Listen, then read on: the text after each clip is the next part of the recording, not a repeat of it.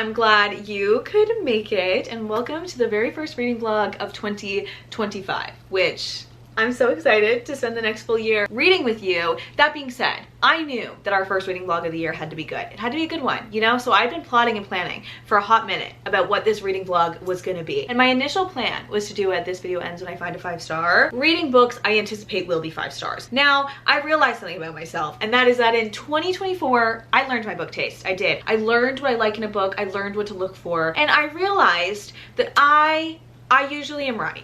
I usually find a 5-star read when I think I'm gonna find a 5-star read. That video would be over maybe in the very first book. Now, hear me out. This might be a controversial opinion. I think it's good to find multiple 5-star reads in the year. Like, sue me, maybe I'm a generous rater, maybe I am too easy of a rater. I could be all of those things. However, I am to my core, if a book feels like a 5-star, it's a 5-star read. Sue me. I do feel like I've seen a lot of talk and culture around the impossibility of finding a 5-star read. And I feel like for my own personal taste and my own personal existence in the book space, that is my 6-star reads, like my books that just like are God tier, could not be better. And I understand the mentality of only making those 6-star reads for me 5 stars and everything else is below that. But if I have no notes and it gives me a 5-star feeling, it is a 5-star read. They are still hard to find. However, I'm normally pretty good at spotting the books that I think will be 5 stars or like very close to 5 stars. I also harbor 5-star reads, anticipated ones on my bookshelves. Like, I know you're gonna be good, so I'm scared to go into you. I'm scared to go in and find out if you actually are. And then when I woke up this morning, I looked over my room and I'd had this box sitting there for like the longest time, and I was like, I should open that. I wonder what is in there. And when I opened it, I realized, this is hard to pick up. Oh my gosh. This was a massive box from Indigo, which for any of my non-Canadian besties, Indigo is Canada's Barnes & Noble. It is our one-stop shop for all things books, all things stationery, all things pajamas, everything. But it is our big book retailer. And when I opened it, I realized that they had sent me all of the best books from 2024 for Indigo, for Canada. And then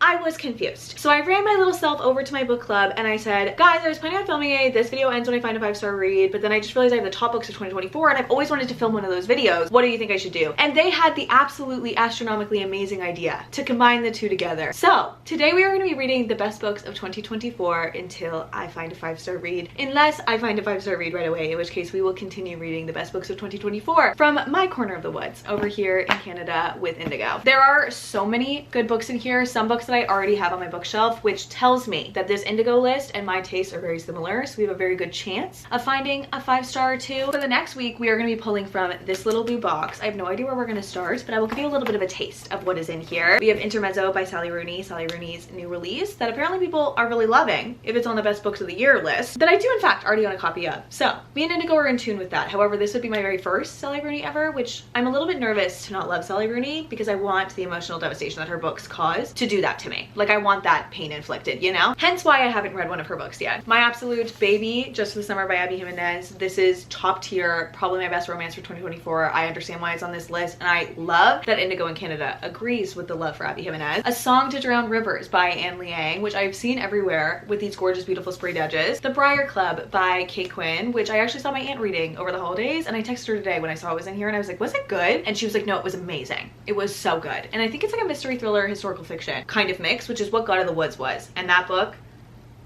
literally one of my top 3 reads of the year. The Ministry of Time by Kellyanne Bradley, which the scream I screamed when I saw this in this box, because I have been meaning to get to this for quite literally so long, but I knew I wanted it to be in a video because I think it will change my life, but I haven't had a video that it fit into. And this book, my copy of it that is sitting on my bookshelf over there, has been dragged through the pits of hell. I swear that book looks like it's been in a washing machine. It's been to so many beaches. It has traveled with me so many places with the intention of me picking it up, and it still hasn't been picked up. So the fact that I have a brand new beautiful copy here sitting ready to be read feels like a sign. And that is just scratching the surface of what is in here. We have other mystery thrillers, we have nonfiction, we have some Canadian voices. I just think it'll be such a fun to try and read the top reads of 2024, see what we get, see if we find some 5 stars, and this video will end when we find a 5-star. Assuming we don't find one as the first book, or we read all of them and we don't find a 5-star, which I can't anticipate that happening because I clearly, based on my book taste, based on this list, based on what is in this box, have very similar taste to Indigo in Canada. We'll see what we pick up first. No idea, no expectations of where I'm gonna go. I feel like there's so much in here that I want to read. And the idea of combining both of these videos together and reading the top books of 2024 until we find a 5-star read, jaw-dropping, literally earth-shattering, such a good idea. I'll be back with you when we go to pick up our very first book, our first page 1 of 2025, based on the best books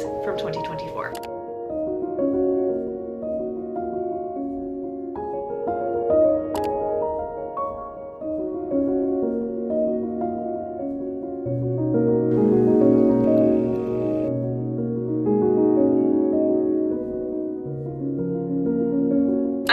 explanation. This is just the one that is calling to me. This is just, it feels like this is where we must start.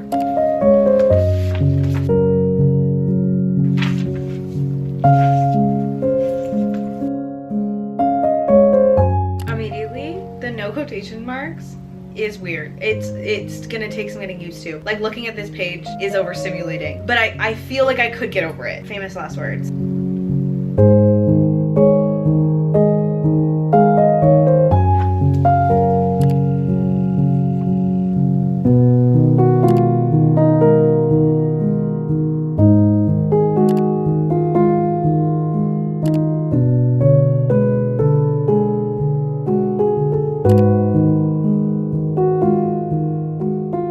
Okay, girl, I'm gonna be so for real. So for real. If you asked me 50 pages ago what I was thinking or what this book is about, I would have nothing to say, but I literally have no fucking idea what's going on. Not one singular fucking clue. Not one idea what is going on. However, at the point that we are at now, which is literally only chapter 6, I want to say, page 138, we're still just at the infancy of this book. I must say, I wasn't expecting it once I picked this up and got in there that I would be saying this at this point. I kind of buy it. I'm kind of in there. I've gotten used to the story and the writing style and what to expect from it, and it feels kind of like a guilty pleasure. It's not doing anything that I thought it was gonna do. Like, when people say they love Sally Rooney, this isn't what I think that they mean. You know, like, my opinion of what these books do has changed drastically. Do I find myself listening to my ambient music, reading this at a snail's pace and blindly enjoying it? Like, I'm not picking up my phone. It's so easy and slice of life to read. I've never read a Sally Rooney book, and the vibe that I'm getting from this, it's the only way that I can come at this angle. If you haven't read a Sally Rooney book, like, I also have not read a Sally Rooney book, and I'm getting the vibe that all of her books are kind of like this. I mean, I guess I could have clocked it because she literally has a book called Normal People, and like, I've seen snippets of the movie that it's about normal people living very normal lives. However, that is quite literally what this is. It's very normal. It's very slice of life. If you asked me 50 pages ago, my sentiment, I thought about it this morning when I was reading, was I feel like I'm reading a book in a dream. Like, my brain made this up. It's missing words. It doesn't totally make sense, but it does in a dream. Like, it feels like I'm reading something in a fugue state. I literally feel like I am on the 74th floor of a building, and for some reason I'm reading a book, and that's the dream, and I'm flipping through pages and I'm reading. What I'm reading is borderline incomprehensible. Now, at this point, I comprehend and I enjoy. I don't feel like I know what it's about or how to say what it's about. Okay, we're basically following two brothers. We have Peter and we have Ivan. We're in Dublin and their father has recently passed away. That I knew going into it. I wasn't expecting it to be so slice of life. Like, thus far, like, nothing has happened that you would write home about. It's very, very slice of life. Ivan is like a chess prodigy, the genius, and Peter is more of the social one. And from what I can tell, this is just kind of their experience dealing with the grief, but not tangentially. It is a very tangential book. It's not just about them dealing with the grief, because that feels kind of like such a side plot to everything, although it is so slice of life that is kind of like in the periphery all of the time, the fact that they recently lost their father. But we don't get like into like their relationship with their father at this point. The brothers are like pretty estranged. They're very different. It's not that they don't see eye to eye, they just like don't have a very close relationship, and they're both weird for very different reasons, and they both have very interesting lives, but they're not interesting in the way that you would meet them on the street or hear about them or write home about meeting this person. They're interesting in their thought processes. I must say, you get chapters in both of their perspectives and a couple of people's perspectives. It's like focusing around the stories of these two brothers who recently lost their father. I will say Ivan's story to me is a lot more interesting. Ivan goes on these rants, these tangents about things, and I find myself reflecting in them far too much. Like, he went on a very large tangent and rant about economy and how with the economy the way it is today, there are so many things that don't have an equal output till they have input. Like, in his example, he does data analysis and they ask him how much he should be paid, how many hours he worked, and he tells them a number. But how much he worked and what they get out of that isn't in relation to how much more the company will make knowing that data analysis versus the price of a commodity that actually exists, right? But then if we're talking everything is profit-based, then we wouldn't need education and we wouldn't have education, but then the entire capitalistic society would fall. This is a rant that Ivan went on that I am now finding myself going on, but this is without a doubt a conversation that I would have with my boyfriend sitting in the car, because I think very similarly to Ivan, even though my life experience is obviously nothing like the 22-year-old Ivan who is a chess prodigy. The way that she writes feels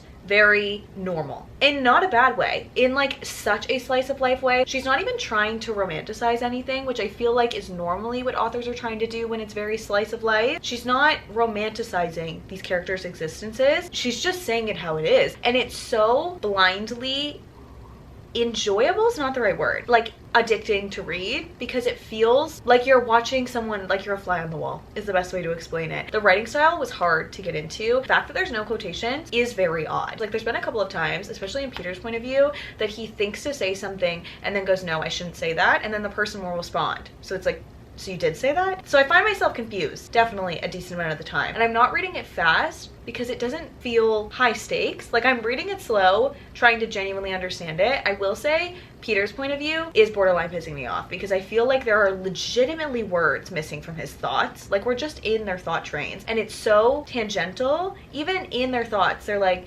yeah, well, no, yeah, well, I could. Very bleh on the page. And Peter's are worse. Like I will say Peter, the way that he talks, they're literally, it's not even talks, the way that he thinks, the way that this character is written, it feels like there's literally words missing. But if you asked me 50 pages ago, I would say I have no fucking idea what's going on and I'm not enjoying my time. But where I am now, I get it a little bit. I really do. I didn't expect it to be like this going in, but this literally feels like such a dynamic, unique writing style that I understand how it is so polarizing. Because when I went into this, if I only got 20 pages in and I was the type of person who could DNF a book, I'm not. I wish I was. This is something that I probably might have DNF'd because the first, I want to say 40-50 pages, I was like, I literally don't understand what's going on. Like I read a quote that I highlighted and I annotated that I really liked, and I read the stuff that came before it to both my mom, Rachel, my best friend, and I was like, do you understand? I'm confused. And I'm like, I'm reading the punctuation correctly. This is how it's supposed to be read. Now that I'm in her writing style and I'm like a little bit used to it, I feel like I'm gonna go on to read something else and it's gonna feel very different and I might miss this. That's kind of where I'm at with this now. The story is really good. It has like so many comments on existence. It's like thought-provoking, I feel like is the best way to say. It doesn't put a positive spin on really anything. It's very much tangential, up and down, how people feel day to day. And we just happen to be following these two characters that Sally Rooney dreamed up. And I have a feeling that they must come together. There must be something like that. The way that it's written, I really don't get the vibe that it's going to be an overwhelmingly happy ending. The characters that we've met, the love lines that we've had, and their interpersonal relationships, I just feel like it could be a little bit like a sucker punch to the gut. You know, the way that it's written, I feel like it's not going to be sobbing, I'm heartbroken, I love these characters so much, but more of like a resignation of like, that sucks that life can be like that. Don't ask me much about it because I'm still quite a bit confused. I'd be lying if I said I wasn't.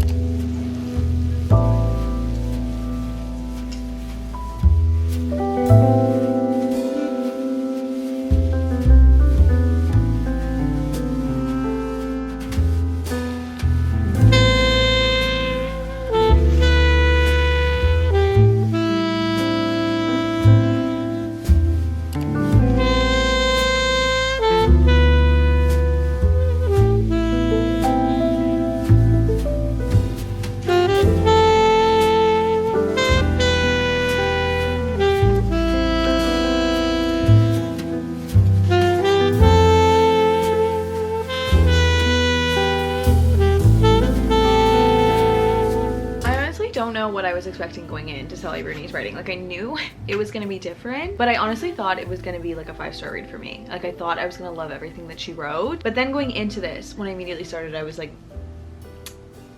confused. Now, however, this writing style, not even just this book in general or Sally Rooney in general, this writing style has grown on me a lot, and like I find myself very immersed in it and like really enjoying it and really caring about these characters, which I wasn't anticipating. Just getting little moments of Ivan and Peter together. I have no idea where this is gonna go. Like this book could have no overarching plot and like we could not get accumulated final thought. Like that wouldn't be surprising to me, but I'm starting to really love them. I am. I care about all of these people. They just feel real and I want to give them little hugs.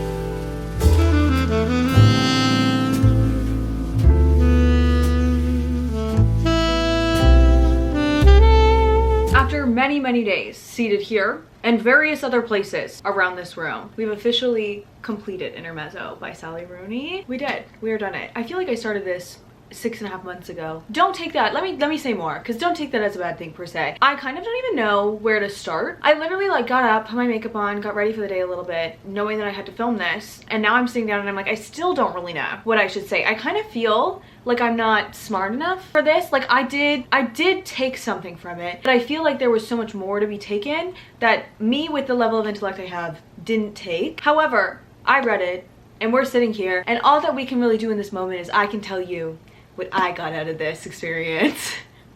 And that also isn't even me dogging on myself, because I take a lot out of books pretty much always, and I feel like I'm a kind of critical thinker. Like I feel like I can catch some messaging in a book. I just feel like with something like this, I have a lot of feelings. Okay, I feel like one thing in this that I found profoundly amazing is how the book follows two brothers. Yep, we knew that, Natty. I don't know why you're repeating it. Whose father has passed away. Again, information you guys already have. When I was talking to people in my life while I was reading this, like asking what I was reading about, I kept saying like, it's about the fact that their dad passed away. Like it's about their lives in wake of the fact that their dad has passed away. But the book's not about that at all. It doesn't talk about it really very many times. Like it's very, very rare that grief or them being sad or even acknowledging the grief is brought up. It's more just like kind of a story that didn't exist and now does. And I didn't know for a really long time what it was attempting to do. Even though I was excited to pick it up, even though I was enjoying it, it felt like I was reading something that felt very, very real. Like it kind of felt like the same feelings as like watching reality TV, that it's like, it's just real. This is just something that is happening. Obviously reality TV is not necessarily real, but you get what I mean, right? Does that kind of make sense? It feels like your best friend telling you a story. Like it's not necessarily the most flowery, romanticized version of something. It's quite literally these two people and what has happened. But by the time we got to the end, I really did realize that this whole story is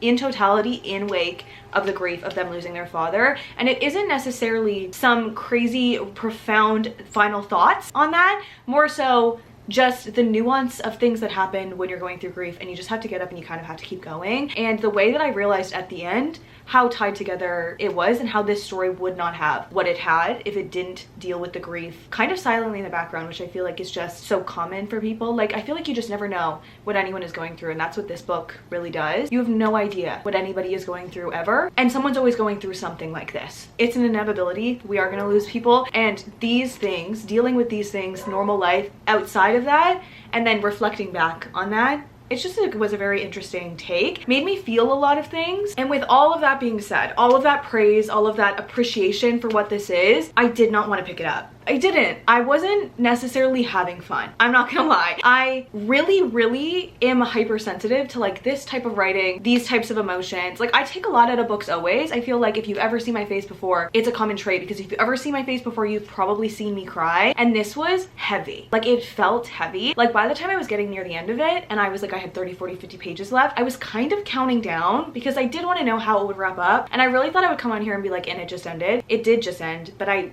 have sat back with it a little bit and I really feel like it ended the way that it should have ended for what this story was doing. It made me feel really heavy. Like it made me feel dark. There's no romanticizing of anything in this, which is in itself romanticizing, right? Like if you're gonna write a book about characters who are just real and you're not trying to flower everything up, it kind of does emphasize the importance of just a normal, simple life. Not that any of this is normal and simple, but like it emphasizes how beautiful just the idea that we are here and you get to live a life is. Like that's the romanticization, is that it doesn't need to be romanticized because it is already so miraculous and beautiful. That all on its own, like I think I will fondly look back at this. I will remember a lot about this. There was so many moments in this that really did just demand to be annotated, but not because of how they were written, but because I want to go back, or like I saw something I really wanted to read to my boyfriend, or there were lots of things, especially that Ivan said, that I was like, I've had that thought before and I've thought the same amount of words that you've thought about it, and it makes me feel seen that you feel the same way. There were so many conversations in this, but it wasn't the author even having conversations on something. Like there was no inherent messaging, but there was this big conversation on religion and God and the existence of God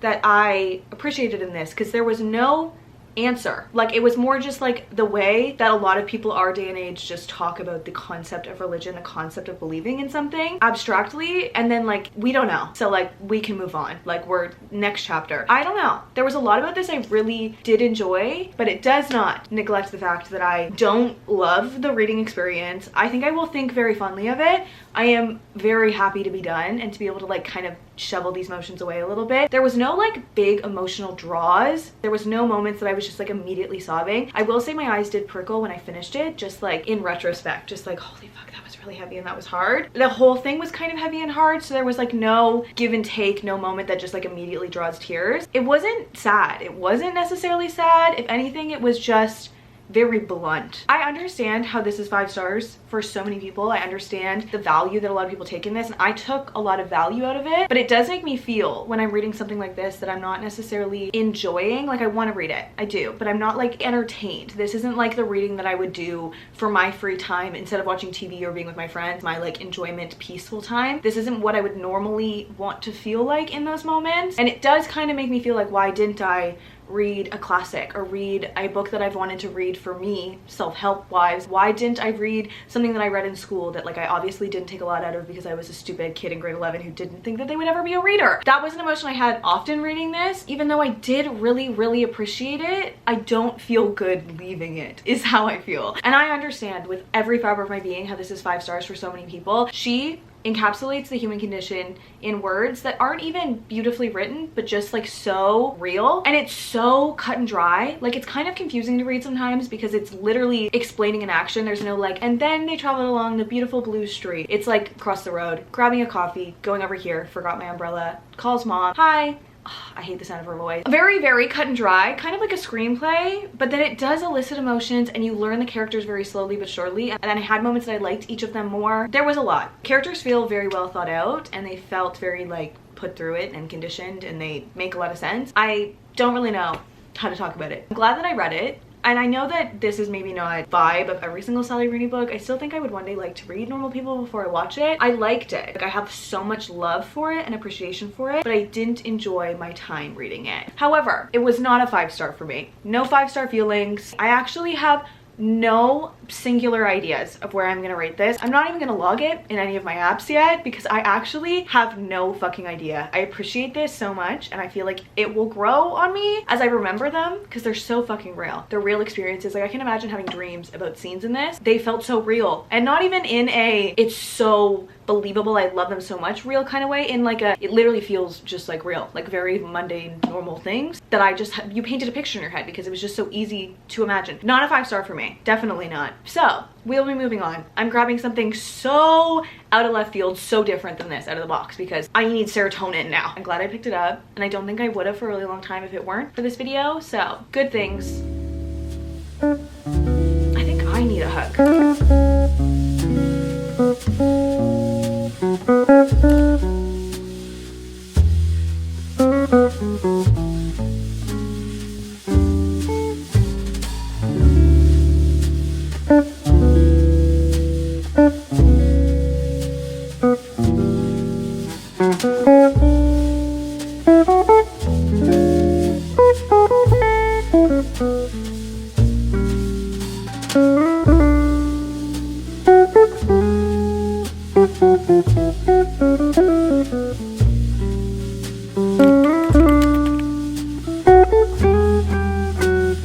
We're going into this completely blind, like not even a semblance of an idea of kind of what this maybe might be about, which could be a good or a bad idea. It could go poorly. I saw a fantasy in the box, and when, you know what, that is as far away I can get from whatever I just read. And I didn't even think about it, I picked it up. And not to mention it is the most gorgeous sprayed edges edition that I never picked up, but I saw at Indigo like 112 times throughout this year. And I cannot lie, only 20 pages in, the writing style just feels easy. It feels digestible. It feels like reading a book, not reading someone's inner thoughts. I feel simultaneously grateful that I read Intermezzo and also a little bit scarred, if that makes sense.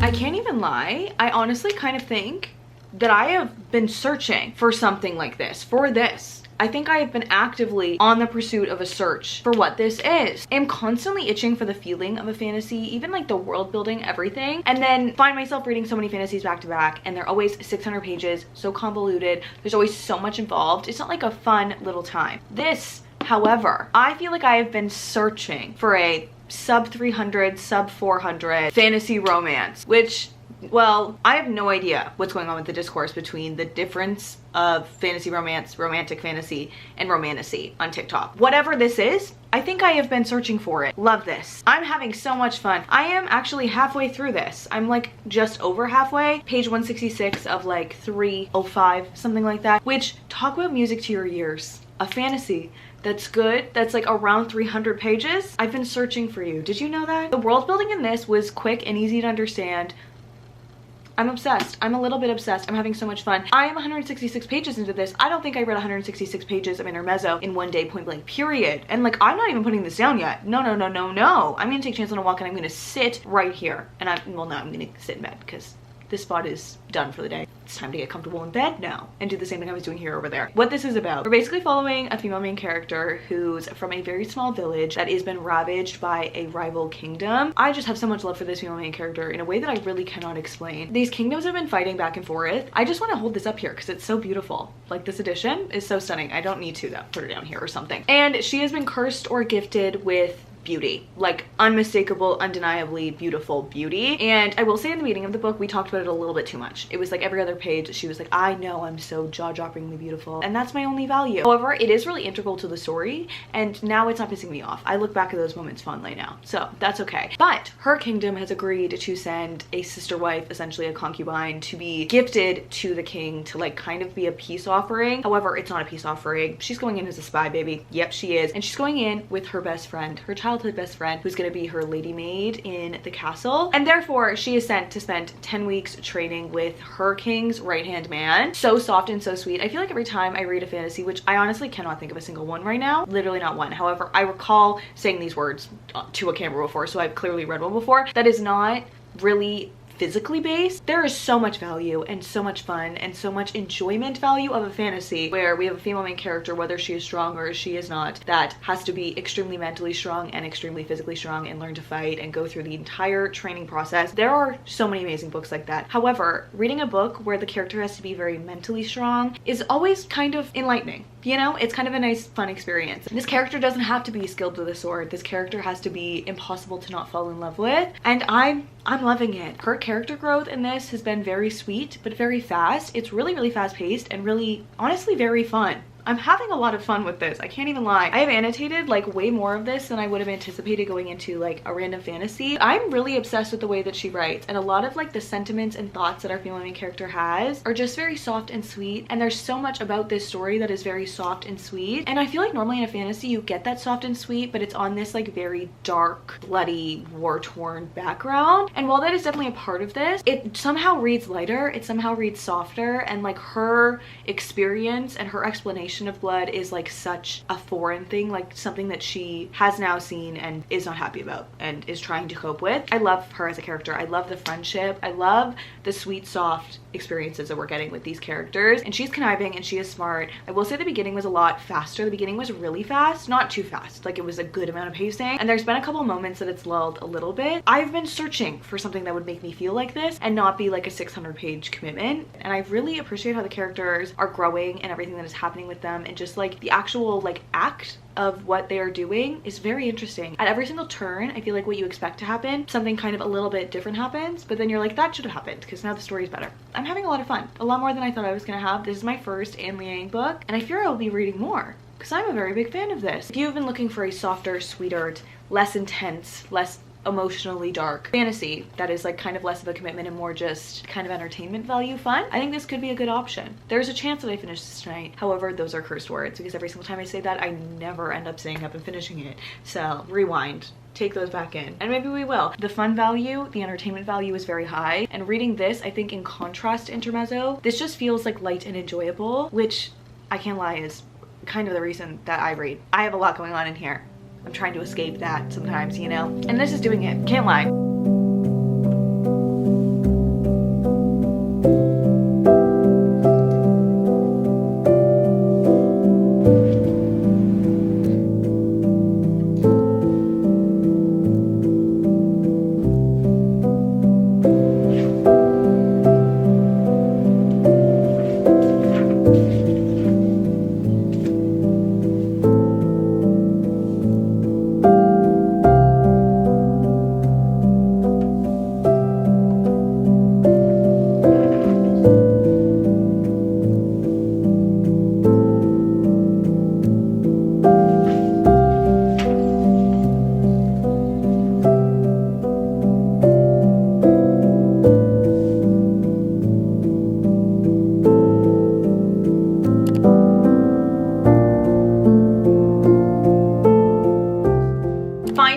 something like this, not necessarily this specifically, but like this kind of reading experience was like exactly what I was hoping to get out of doing this kind of video, because these are realistically books that I might not have right now or ever picked up. And because of this video, I did, and I'm really glad that I did in this case. I obviously did not finish it in that one singular day, which is not surprising to me. However, if you believed in me, I love that. I love that for you. You might have some misplaced hope. I feel like every single time I say I'm gonna finish the book, when I'm talking to you, I always end up getting too tired and I end up not finishing it. So I really every single time jinx myself, so I need to just stop saying it. This was a painful experience. Such a painful experience. The ending of this ripped my heart out in so many different ways. Remember when we were having the discourse between Divine Rivals and Fourth Wing and people were trying to decide like which one was going to be the best fantasy book of the year or romantic book of the year, whatever. And I remember when I read them, the initial comparison that I could like read between them was that Fourth Wing was like a very removed relationship with death. Like they have the death roll, they have all of that. It's very like hard war times, hard, dark visuals of death. And then Divine Rivals was like the soft, sweet side of that, like the emotional aspect of being in death, like experiencing a full range of emotions surrounding death and surrounding war. And Divine Rivals is the only thing I can really think to compare to how this book made me feel. It did. Because the main character in this is basically like going to con the king to try and incite a war for her people. The experiences that she goes through in this and like her role in this war and in this violence is not obviously on the battlefield. It's not coming up with strategies. It's not like removing the names from people and their existences. She herself has lost a family member in the previous war, and that's why she wants this revenge. But it's her like coming to terms with what revenge is and like what war is, her role and everything. And wow, the ending of this, shocking, really genuinely shocking. The emotions in this ran so hard. I will say the middle of it felt like a little bit stagnant, for lack of a better word. Everything that happened needed to happen for like the book to make sense, but because there wasn't like any action, it did feel like kind of mundane. But I didn't ever not want to pick it up. I didn't ever not enjoy it. Like every single time that I got back into reading this, I was so happy to be there and to be reading it. This is a book that I'd seen in Indigo every single time I went to Indigo, and I just like never looked it up, never looked into reading it, and I never would have read it realistically if I hadn't seen it on this list. And I'm so glad that I did. I have been looking for a standalone fantasy romance that just like isn't 5,000 pages long, isn't some crazy convoluted world that you have to wait a year for. Like, don't get me wrong, I love those books. They're like my bread and butter. They're the thing I look forward to constantly, but sometimes you need a palate cleanser in between, and this is kind of like a fantasy palate cleanser. And also you can tell that Anne Liang put so much of herself and her own experience into the story. Her culture and history is so rich in this. And after finishing the book, sobs, tears running down my face, streaming, I went to read her author's note, and at the bottom of it she wrote, and I actually annotated in her author's note because I was literally crying reading it, but she said, "And finally, thank you to my parents. I would have never been able to create these fictional worlds if the world you created for me were not so beautiful."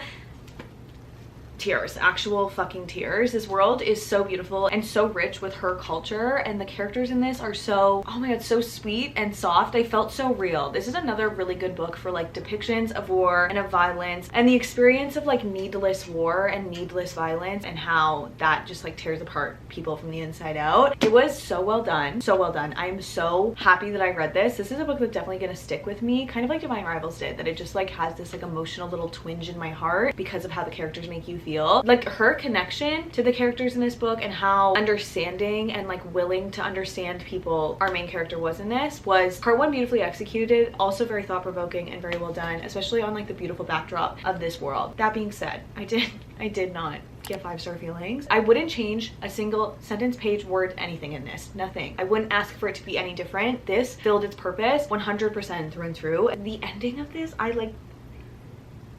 it was emotional. It was the kind of emotions that only a fantasy-esque world can elicit, but it had the sweet softness of a romance or more contemporary book. I don't know. This feels very much so in a lane of its own. However, for me, if I'm honest, it's a 4.75. And I really wanted it to be a 5-star. I did, but there were just moments in this that I just felt it dragged a little bit, or I just like wasn't overly connected. I did not get 5-star feelings. I didn't. That being said, we are a pretty good chunk into January now. We are halfway through January, and I have yet to find a 5-star read for the month of January. So looking at that list, we are going to be picking up The Ministry of Time. I would be lying if I said that I wasn't really confident this is gonna be a 5-star 5-star read. I don't totally know what this is about. I know it has something to do with time travel and they rescue figures who are sick and bring them into the future. Something like that, to like important figures. And our main character is in this time and she makes sure that the person who she's assigned to is adjusting and like not messing up the time-space continuum. Is kind of all that I know. However, I've heard quotes in this in other people's videos. I just feel like this is gonna be really up my alley. And I'm really in the mood for a 5-star now. We're going into the Ministry of Time, manifesting that we get a 5-star read. Well, I mean, we're going to. Because this video ends when we find a 5-star. But maybe it'll be this one. Maybe this will be our 5-star read.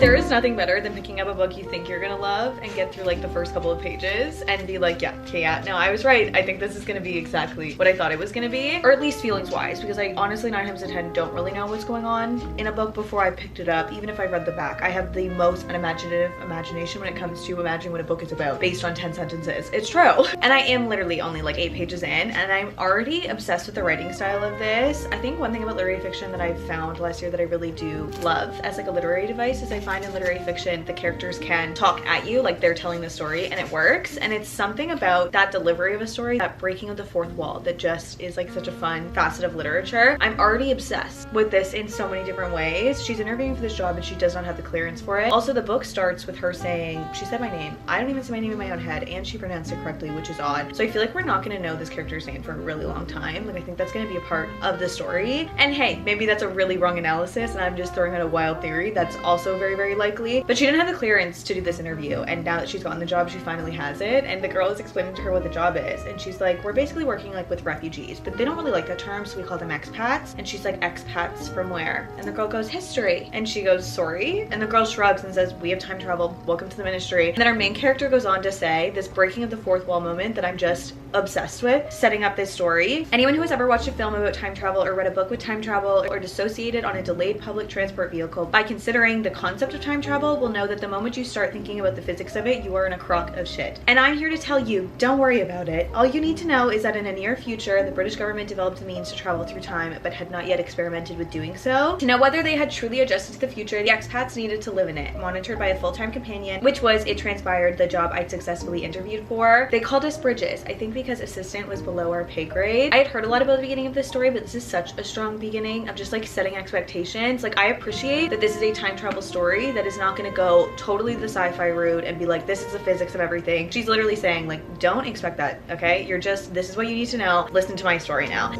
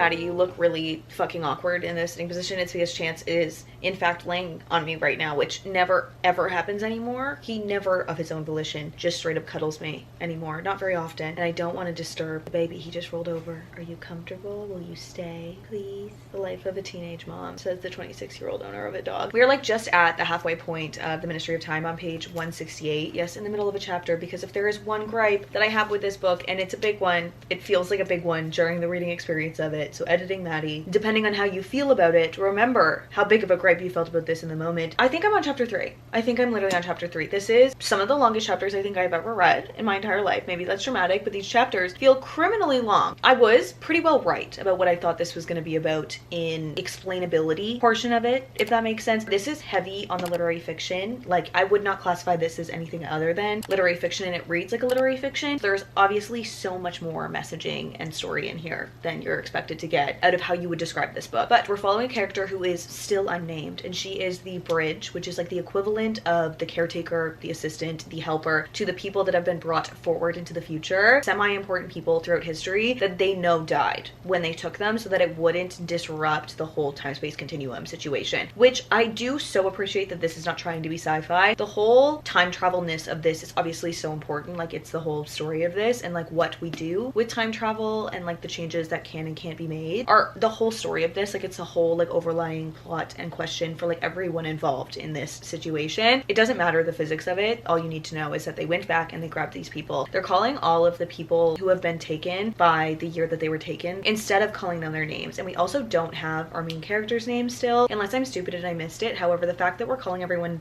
the year that they were taken from and we don't have our main character's name feels kind of important. My camera died and he has begrudgingly moved because I had to get up. You can go wherever you want. Are you gonna stay here? Do you actually want to cuddle? Do you? He has officially exited the chat, and by that I mean the couch. The actual story explainable part of it is following these expats, these people that have come back from history, been taken out of history to now, and how they are adjusting. It's dealing with things in regards to like how the expats are doing in ways that I wasn't expecting. But the thing that this book is doing really well, I don't know if I would say well right now. The current Maddie is not saying well. However, I think it will be done well by the end, is that it has so many other underlying plots. Our main character is like visually racially ambiguous and blends in with the people of Britain, but also feels a really strong connection to her history being Cambodian, and is very torn and like definitely still trying to figure out how she wants to exist in the world and how she exists in the world, being able to appear for the most part like she is not a foreigner, like she is not someone that is not from here. And so much of it is about the introduction of the 21st century as far as it goes to sexual identity and racial identity, and how the world is attempting at least to even the playing field and make opportunities available for everyone, and trying to teach that and explain that to people who only exist in the time that these were not primary focuses of the world. I've heard a lot of people say that there is like a very small subplot of romance in this. I would not venture to say that, at least not at this part. There's like the smallest, slightest bit of attraction somewhere in there, but it's like not a line of romance. This is dealing more with like, I feel like abstract topics and abstract conversations. Honestly, very, very thought-provoking. It's like written in a way that is like so satisfying. Something that Kellyanne Bradley does with the English language feels like unachievable. Like, there have been oftentimes words that I don't know, which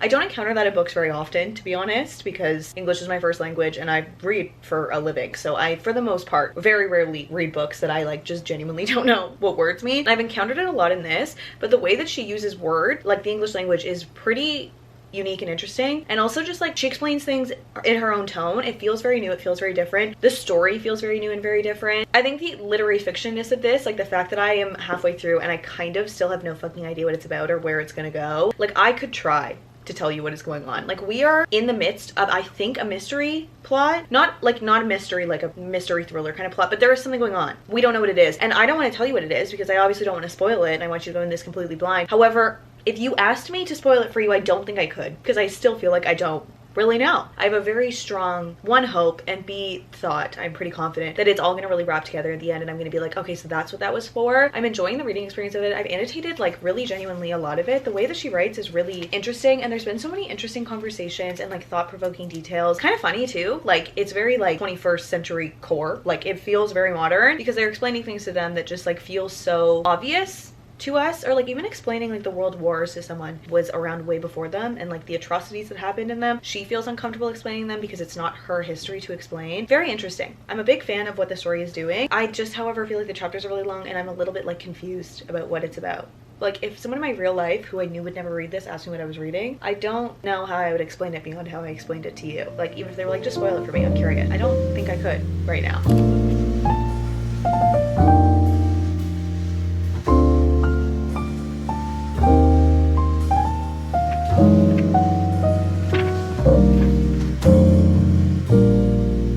There have been so many more fourth wall breaks that every single time that it happens, the way that she's telling this story, like our main character is telling the story, because it is her telling us this story, and she acknowledges that she is telling us this story, pulls you like right back into the story, because you're like, the way that you're saying this is telling me that what you have to say is important. Like, you're reminding me that what you have to say is important. So like, this is like all the rudimentary information we need. This is the story of how something happened. Every time the fourth wall break, I'm like, oh yeah, like if you're telling me this story, because that's what this character is doing, they're telling us what happened for a reason. I'm like, there has to be a reason, and you're reminding me that there is a reason. Very interesting literary device. I don't think I've ever read anything else that has done this. It really is a good way to maintain your attention. Like, it makes you feel like it's very important. I can't lie, all the things that are really good about this book, like the fourth wall breaks, the little like moments we are getting that like there is some sort of piece of information, there is some reason that we're being told this, there's some overarching plot that is being delivered to us the way that it is being delivered to us, which feels not necessarily high stakes, but then we get these moments that we're like, it must be high stakes, it must really matter. And I must say, with everything we are getting right now, with what the information we are getting right now, I am, proverbially speaking, hooked. I can't put this down.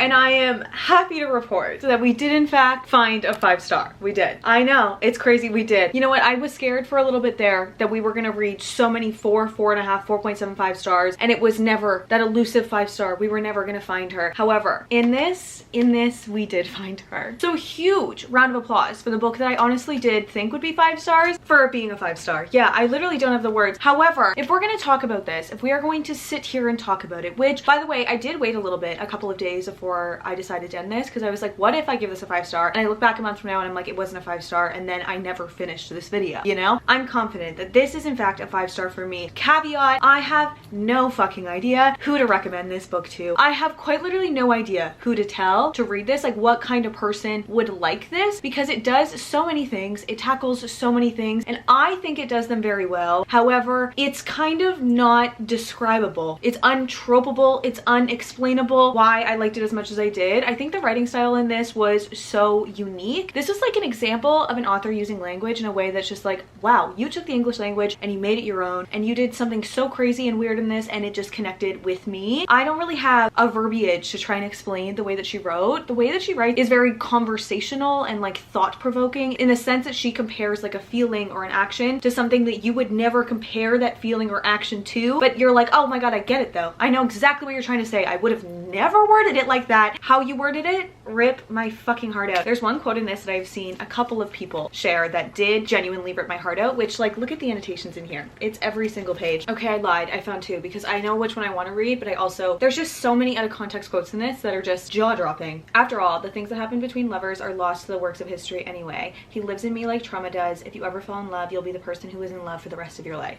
No, I'm fine. No, I'm actually so fine. Remember that being in love is a form of blunt force trauma. I was concussed with love for him.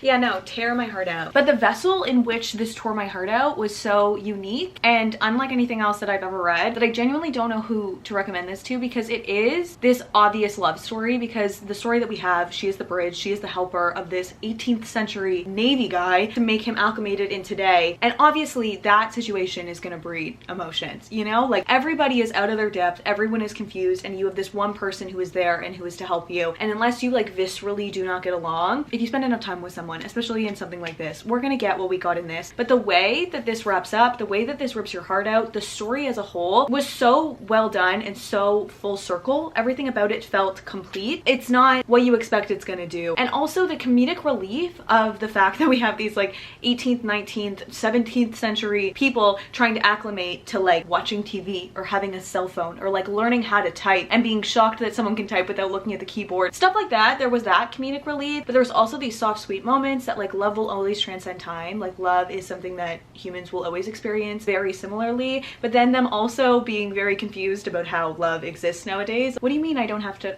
I can hold your hand in public? I don't think I can do that. I don't think I can do that. Was just, the comedic relief was there, the story was there, and we have an unlikable female main character that is so out of her depth and dealing with her own traumas and her own experiences that make her approach to life very unique, and it was executed very well. I thought it had a lot to say about a lot of topics while also simultaneously not trying to give you an answer. I don't think she was trying to send like an overt message about something. I think that she explored topics how a character who has these feelings or has gone through these experiences might explore these topics, but she wasn't trying to tell you this is the right way through. But it also had the fun sci-fi element of it being a time travel and not being all that serious, while also having this hidden depth and then having these quotes that were just so quotable. I've thought about it. For me, this is a 5-star. It is a strong, strong, strong 5-star. And I've read reviews of people who did not think this was 5 stars, and I was like, I see what you're saying. I get what you're saying. And I actually don't disagree. I understand why this is not a 5-star for you. In my heart of hearts, if I were to pull up the Goodreads app right now and put anything less than 5 stars, I would be lying to you. Which does in fact mean that we found our 5-star, which means it is my time to go, because this video ends when we find a 5-star. And after some really good books, some strong 4s, we have found our 5-star. And we have read in genres that I never read in. We have encountered books that I probably never would have picked up. So am I glad that I filmed this video? 110%. I think it was 110% the right choice. And it was a great way to start the year, because one of my goals for 2025 is to read out of my comfort zone, because it always ends up being books that I either look back at so fondly or like end up being some of my favorite books. The book that comes to mind for me is God of the Woods, because that is a book that if someone else described it to me, might not have been a book that I picked up, however, has changed the actual fabric of the making of myself. So this book,